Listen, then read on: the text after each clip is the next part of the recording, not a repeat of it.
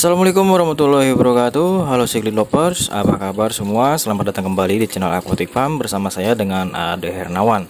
Oke, baru bisa bikin video lagi nih teman-teman. Dan di kesempatan kali ini saya akan membahas sedikit tentang air di dalam akuarium yang berbusa ya. Nah, dan kebetulan di tank cichlid saya yang ini itu airnya sangat berbusa dan airnya agak berkabut. Jadi penampakannya seperti ini teman-teman. Oke, jangan lupa subscribe ya. Nah teman-teman, penampakan air di dalam tank cichlid saya itu seperti ini teman-teman, sangat berbusa ya, kayak air deterjen. Nah untuk dampaknya sendiri kepada ikan itu gimana ya, bahaya apa tidak? Jadi sebenarnya sih enggak ya, bahaya sih enggak, cuman ya kalau misalkan dilihat dari secara pemandangan, wow, enggak banget gitu ya, kayak ketutup, hampir ketutup rapat di bagian output, saluran output itu sangat-sangat berbusa. Dan kalau dibiarkan, kalau enggak segera ditanganin, bisa-bisa ya hampir ke semua kali, bisa ya semua ke menutup permukaan air, bisa aja. Cuman ini belum terlalu parah. Dan dari segi apa ya namanya ya, airnya juga nggak bening ya, kayak kalau misalkan dilihat secara langsung ke sini itu airnya kayak agak berkabut dan agak berbau amis. Nah jadi penyebabnya itu adalah oke, kita berbicara tentang penyebabnya dulu nih, kenapa air bisa berbusa seperti ini di dalam akuarium ya. Baik itu enggak di tank cichlid aja sih, di tank-tank biasanya banyak, di tank predator juga bisa kejadian seperti ini, hal seperti ini ya.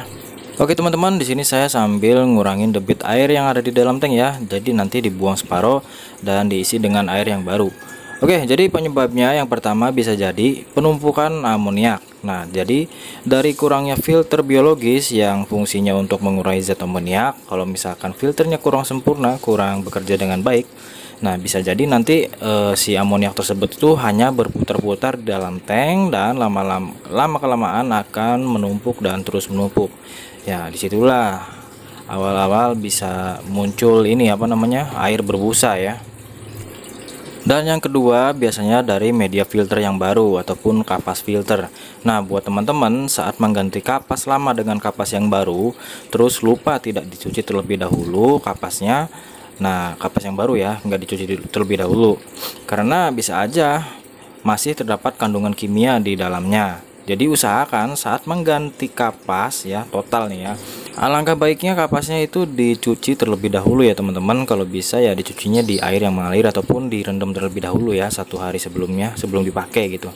Dan kebetulan ini kayaknya penyebab dari kapas juga, air yang ada di dalam tank saya ini berbusa karena kemarin sempat diganti beberapa sih yang baru ya, diganti yang baru. Terus juga saya langsung masukin, kalau nggak dicuci terlebih dahulu ya, buat pembelajaran lah ke depannya biar nggak terulang lagi kayak gini. Oke.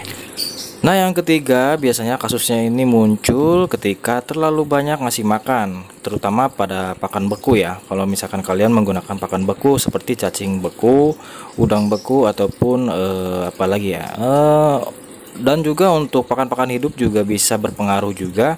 Kalau misalkan terlalu banyak kasih makan, over, nantinya yang terlihat terlebih dahulu itu biasanya airnya keruh dan juga menimbulkan bau apa ya, bau amis gitu. Bau amisnya nggak hilang-hilang lama. Nah dari situlah bisa jadi air akan berbusa ya.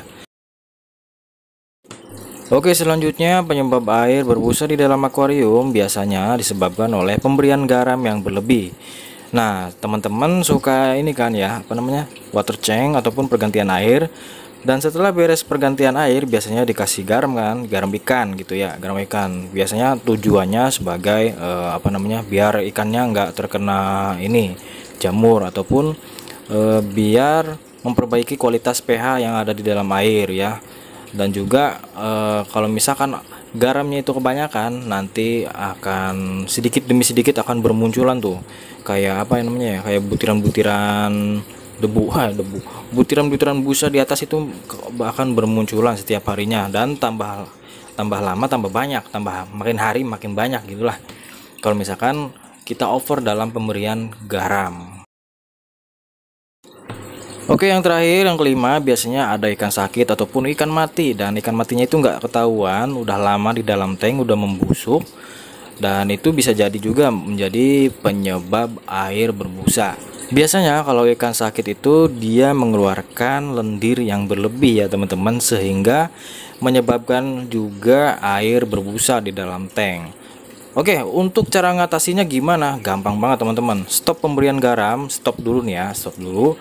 Dan juga buang air sebanyak 30% setiap hari, dan nanti hasilnya akan seperti ini nih teman-teman. Jadi di tank saya udah kembali normal ya, nggak ada busa, dan ini yang gede-gede gelembung ini emang itu wajar, itu hasil dari buangan output dari filter yang jatuh ke permukaan air. Oke teman-teman, mungkin cukup sekian informasi yang saya berikan, semoga bermanfaat buat kalian semua. Terima kasih banyak yang sudah menonton, saya pamit undur diri. Assalamualaikum warahmatullahi wabarakatuh.